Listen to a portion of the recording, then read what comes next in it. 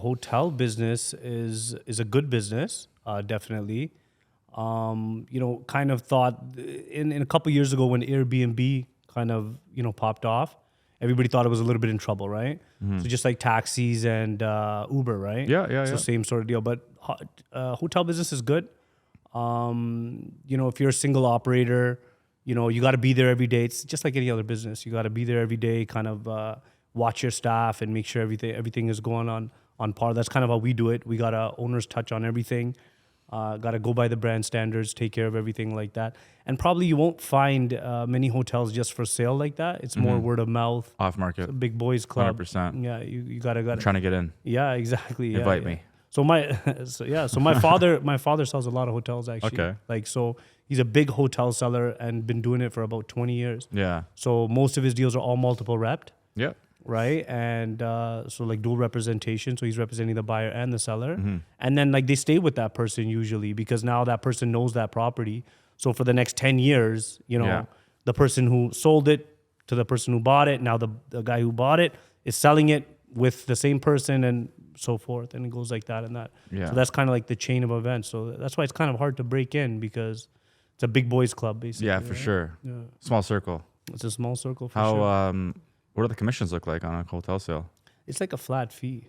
Oh, okay. They don't really do well in my experience. Yeah. It's not really and even the commercial base, like I remember basically you would get paid more for selling a house at $2.5 million than you would for selling a $5 million piece of land. Yes. Okay. Right. So like same with hotels, like a flat fee. So Yeah. it's not going to be like exponential like people think it is. It's definitely not, but flat fee. Right, 6 figures, but yeah. But flat fees, it's not just 6 figures. Just 6 figures. That's right? nothing. No biggie, right? Yeah.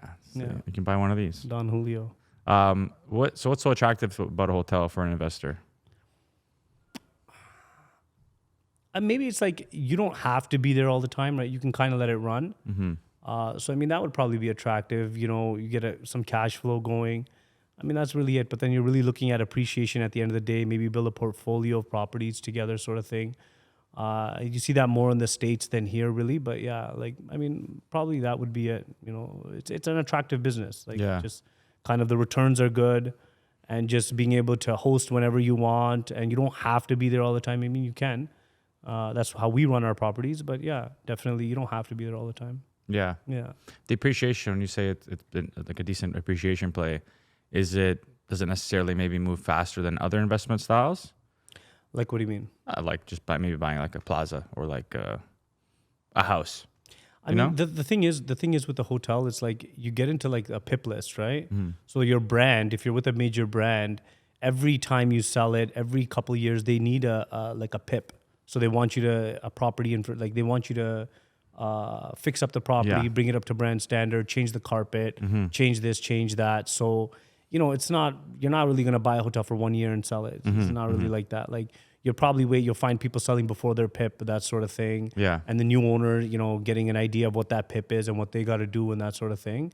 So it's not like as short term like that. It is a little bit more long term. Yeah. Definitely. It turns into like one of those things where you maybe get it, appraised, take the money out and buy another one and so forth and so forth. Yeah. It just sounds like a big game, It is a big game. Because you hear them like hotels are for sale like 20, 30, 40, 50 mil, Yeah.